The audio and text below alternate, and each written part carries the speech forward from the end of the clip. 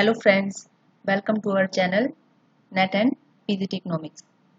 Friends, हमारे last video में हमने बात करी थी डिमांड एनालिसिस के पार्ट 1 की, जिसमें हमने डिस्कस किया था demand, what is demand, types of demand and law of demand. Friends, in this video we will discuss about the topic elasticity of demand, जो कि हमारे डिमांड एनालिसिस का ही पार्ट 2 है। फ्रेंड्स, एक बार इस वीडियो को देखने से पहले लास्ट वीडियो को जरूर गो थ्रू कर लें, क्योंकि इलास्टिसिटी ऑफ डिमांड को समझने के लिए पहले डिमांड को समझना बहुत ज़रूरी है। डिमांड में हमने आपको बताया था कि डिमांड में 5 फैक्टर्स इंक्लूड होने ज़रूरी हैं, जो कि हमारे थे एबिलिटी टू पे, टाइम, प्राइस, विलिंगनेस टू पे एंड डिज़ायर। जब हमारे डिज़ायर को हमारी वांट के सेटिस्फैक्शन के लिए हम एबल टू पे हैं, विलिंगनेस टू पे, वी आर रेडी टू पे फॉर दैट, और एक पर्टिकुलर टाइम के अंदर एक पर्टिकुलर प्राइस पे हम किसी कमोडिटी को खरीद रहे हैं, तो वो हमारी जो इंडिविजुअल डिमांड है वो मार्केट डिमांड में काउंट होती है। सपोज करो एक प्रोड्यूसर है, किसी प्रोडक्ट को बनाने से पहले वो एक मार्केट सर्वे करवाता है अपने प्रोडक्ट की डिमांड को मेजर करने के लिए कि हमारे प्रोडक्ट की मार्केट में क्या डिमांड है।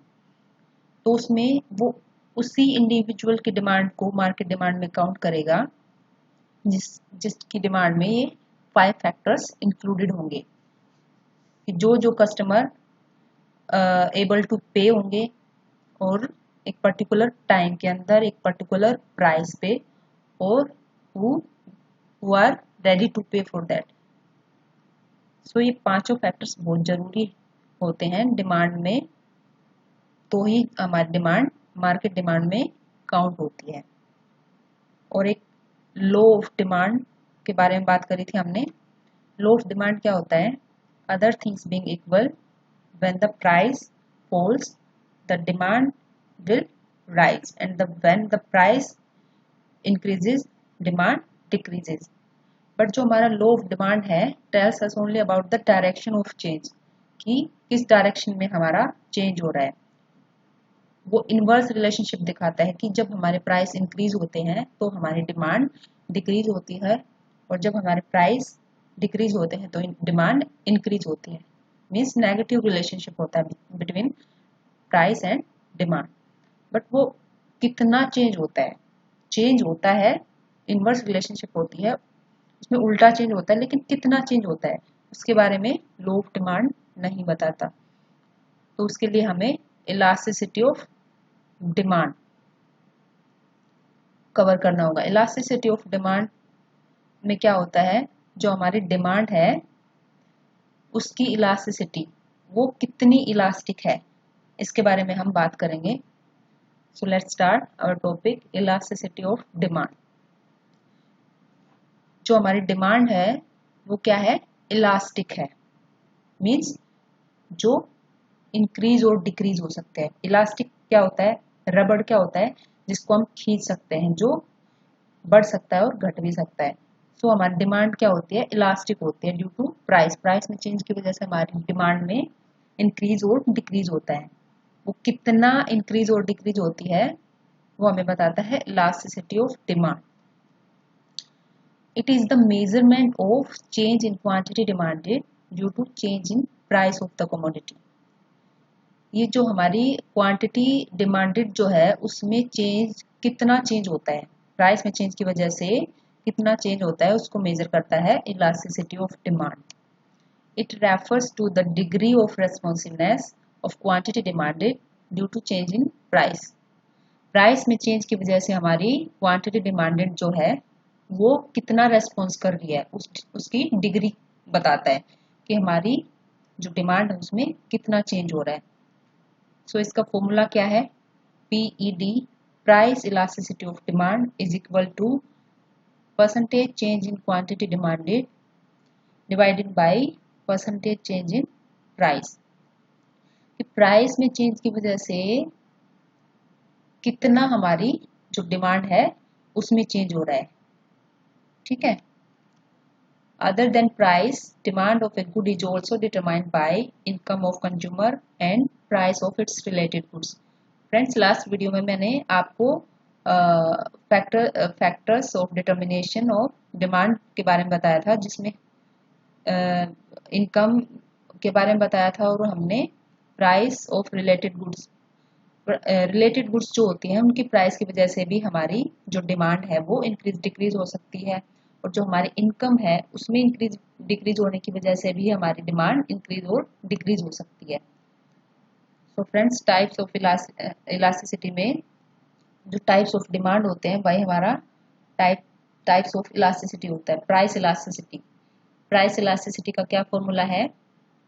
Percentage change in quantity demanded divided by percentage change in price.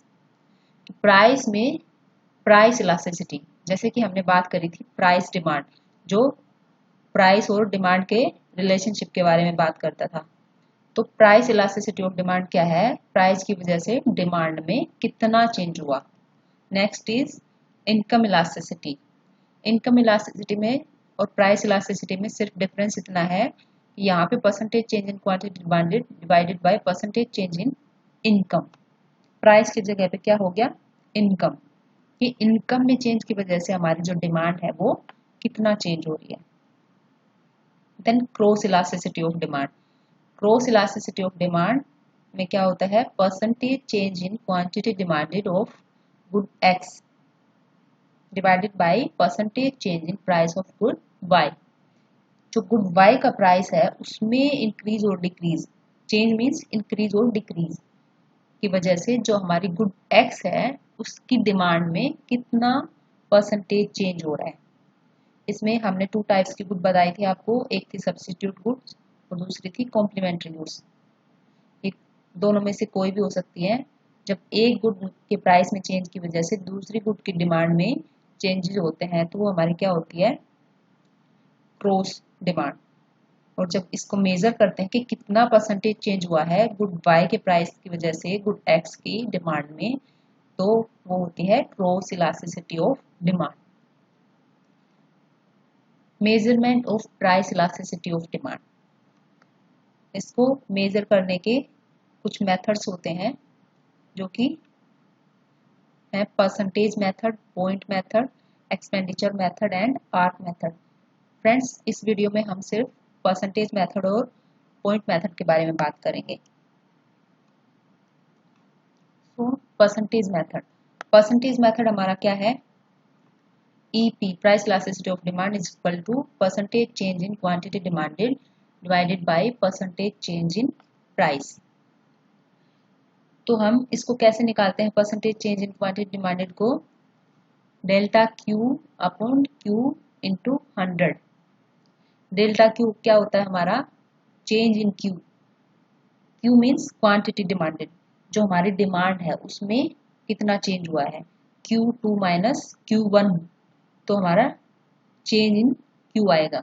Q2 क्या होता है? हमारी जो न्यू क्वांटिटी डिमांडेड होती है, और जो Q1 होता है वो हमारी ओल्ड क्वांटिटी डिमांडेड होती है। Q2 minus Q1 divided by Q1 into 100 upon change in P divided by P into 100। जब हम इसको सोल्व करेंगे तो delta Q upon Q divided by delta P upon P, 100 से 100 हमारा कट जाता है, और लास्ट में हमारा जो मेन फॉर्मूला होता है वो क्या होता है? Delta Q divided by delta P into P upon Q। ये हमारा क्या है? परसेंटेज मेथड का मेन फॉर्मूला है। जनरली यही मेथड यूज किया जाता है to measure the price elasticity of demand. एक एग्जांपल ले लेते हैं। When the price of commodity was ₹10 per unit, जब कोमोडिटी का प्राइस क्या था हमारा? 10 रुपए था, एक यूनिट का 10 रुपए था। It's demand in the market was 50 units per day. तो जो डिमांड थी इस प्राइस पे, 10 रुपए जो प्राइस था, इस पे हमारी डिमांड क्या थी? 50 यूनिट्स, 50 यूनिट्स पर डे, एक दिन में इसकी 50 यूनिट्स की डिमांड थी। When the price of the commodity fell to ₹8 per unit, the demand rose to 60 units per day. जब हमारी जो प्राइस है वो 10 से 8 रुपये हो गया तो क्या हुआ? हमारी डिमांड इंक्रीज हो गई, 50 से 60 यूनिट्स पर डे हो गई। जो हमारा लो ऑफ डिमांड बताता है कि जब प्राइस डाउन जाता है तो हमारी डिमांड इंक्रीज होती है, इनवर्स रिलेशनशिप होता है। ठीक है, तो प्राइस हमारा 10 to 8 हो गया है और हमारी जो डिमांड है वो 50 to 60 यूनिट्स हो गई है। तो इसको सोल्व करते हैं। फॉर्मूला क्या है हमारा, percentage change in quantity demanded divided by percentage change in price. तो परसेंटेज चेंज कैसे निकालेंगे हम, Q2 minus Q1 means change in Q, delta Q, Q2 minus Q1। Q2 क्या है हमारा, जो हमारी न्यू जो डिमांड है वो क्या है 60, और Q1 क्या है हमारा जो ओल्ड डिमांड है, जो हमारी प्रीवियस डिमांड थी वो क्या थी 50 यूनिट्स। तो 60 minus 50 divided by 50 Q1 into 100। ऐसे ही हमारा क्या होगा परसेंटेज चेंज इन प्राइस कैसे निकालेंगे, चेंज इन P कैसे निकालेंगे, P2 minus P1। P2 means हमारा जो न्यू प्राइस है 8 रुपीज, और जो हमारा P1 क्या है वो ओल्ड प्राइस है 10। तो 8 माइनस 10 डिवाइडेड बाई 10 इंटू 100। जब हम इसको सोल्व करेंगे तो हमारा क्या आ जाएगा 20 डिवाइडेड बाई माइनस 20, और हमारी जो -1 है वो क्या आएगी, price elasticity of demand. Friends हम माइनस के साइन को इग्नोर करते हैं क्योंकि जो हमारा रिलेशनशिप होता है प्राइस और डिमांड में हमेशा क्या होता है, नेगेटिव होता है। तो इसकी जो इलास्टिसिटी है वो क्या है, equal to 1। Price elasticity of demand क्या है, equal to 1। Unitary elastic, unitary elastic. एक बार हम डिग्रीज ऑफ इलास्टिसिटी के बारे में जान लेते हैं कि कौन कौन सी डिग्रीज होते हैं इलास्टिसिटी की।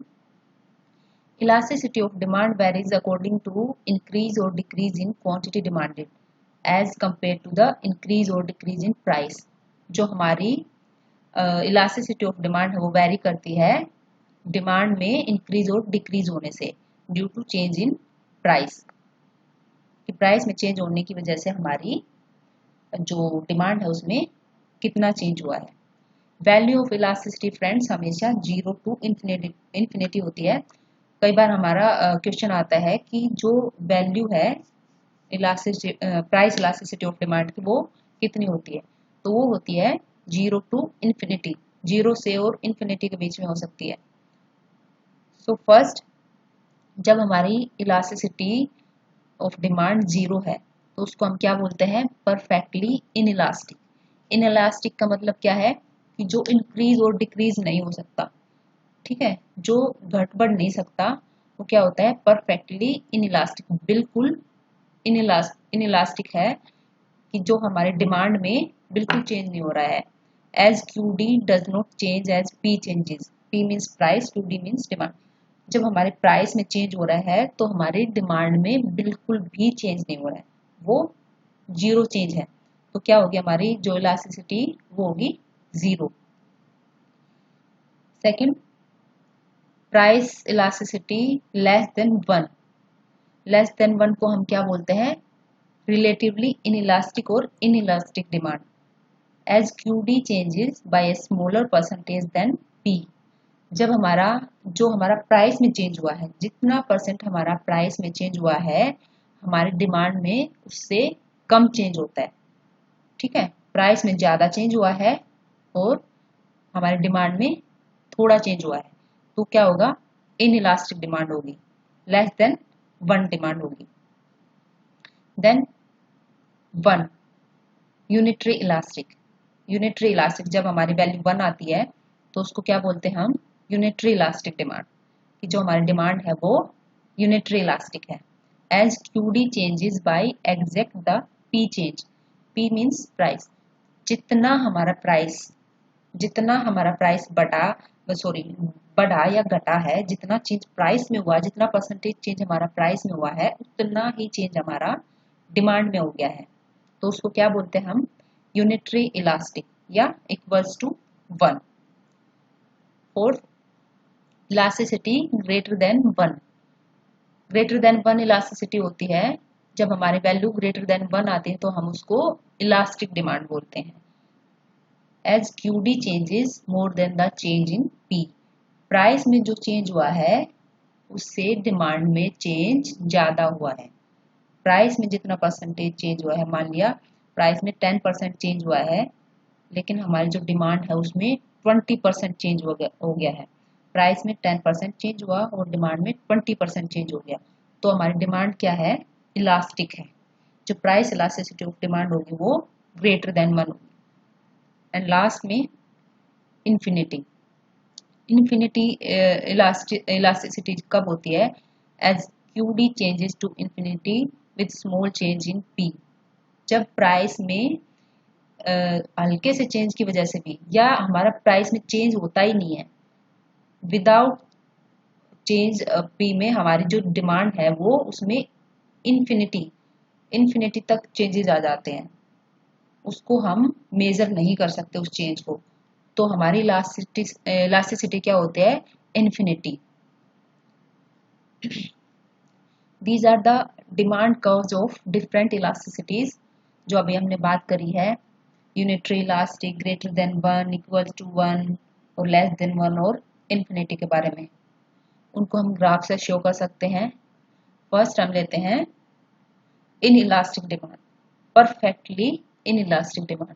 परफेक्टली इन इलास्टिक डिमांड कौन सी होती है, जब डिमांड में कोई चेंज नहीं हो रहा है। हम एक्स एक्सिस पे क्या लेते हैं, डिमांड, और वाई एक्सिस पे प्राइस। जब प्राइस में यहाँ से यहाँ चेंज हो गया है तो भी हमारी डिमांड यहाँ पे ही है, स्टिक है बिल्कुल, it's parallel to Y axis. Vertical ये लाइन है, ये शो कर रही है हमारी इलास्टिसिटी ऑफ डिमांड को, जो कि है perfectly in elastic demand. Price में कितना भी चेंज हो रहा है, हमारी डिमांड बिल्कुल भी चेंज नहीं हो रही है, तो इसकी वैल्यू क्या आती है, 0। Second is in elastic demand या लेस देन 1 इलास्टिक डिमांड।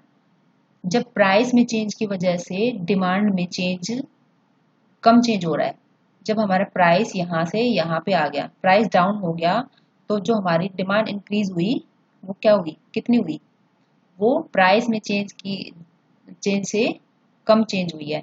ठीक है, ये गैप और ये गैप आप देख सकते हैं कि ये वाला गैप इस गैप से, प्राइस के गैप से कम है।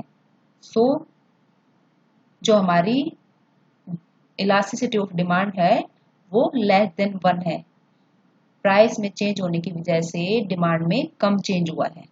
सो इसकी वैल्यू 0 और 1 के बीच में होती है। नेक्स्ट इज इलास्टिक डिमांड और ग्रेटर देन 1।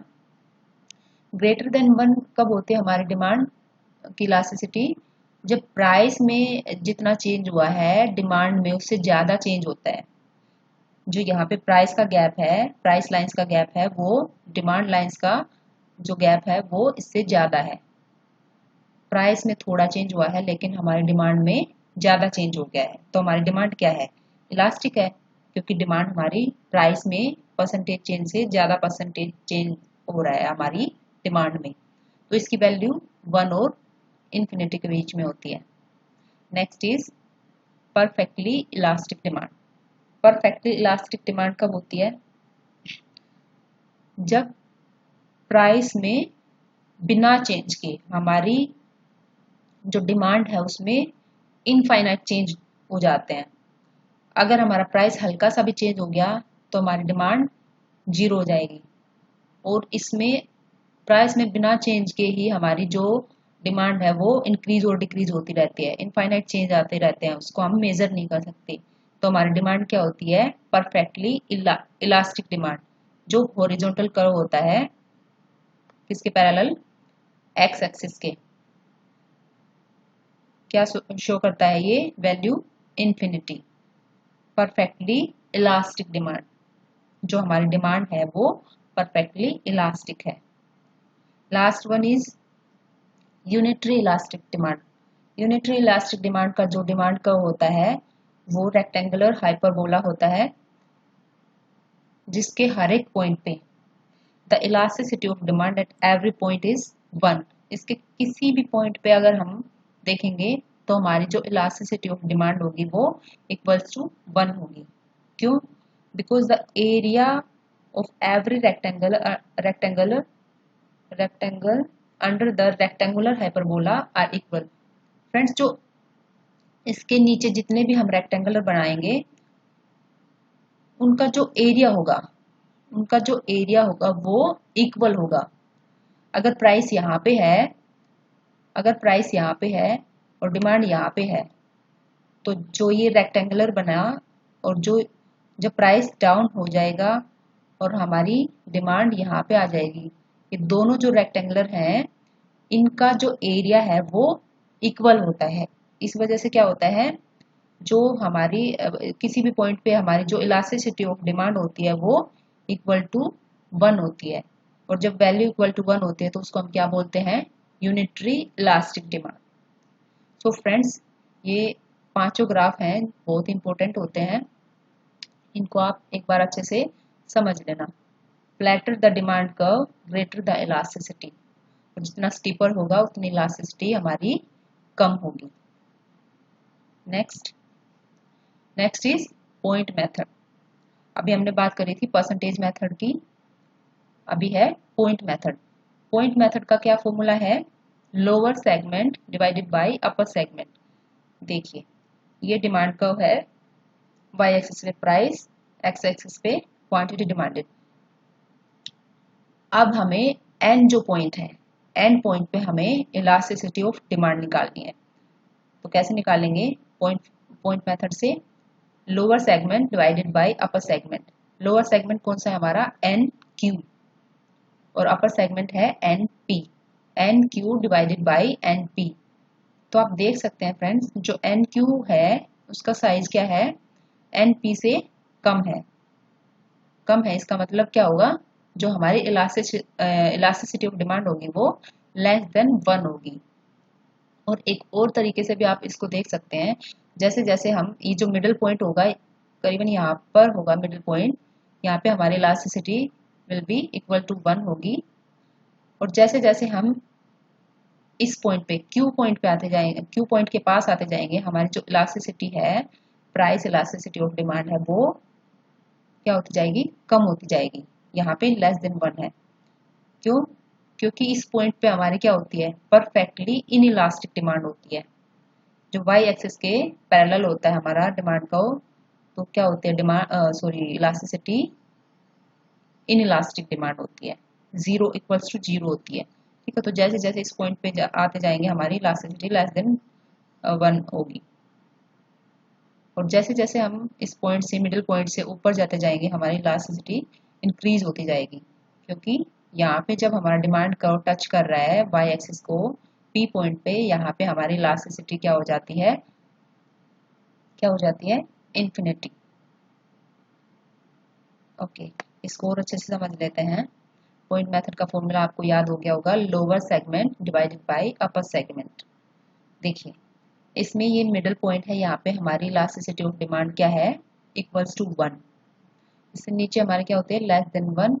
एंड जहाँ पे हमारा डिमांड को टच करता है एक्स एक्सिस को, वहाँ पे हमारी इलास्टिसिटी ऑफ डिमांड होती है इक्वल्स टू 0। और जहाँ पे टच करता है वाई एक्सिस को, वहाँ पे होती है इन्फिनिटी। और मिडिल पॉइंट से ऊपर होते हमारी ग्रेटर देन 1।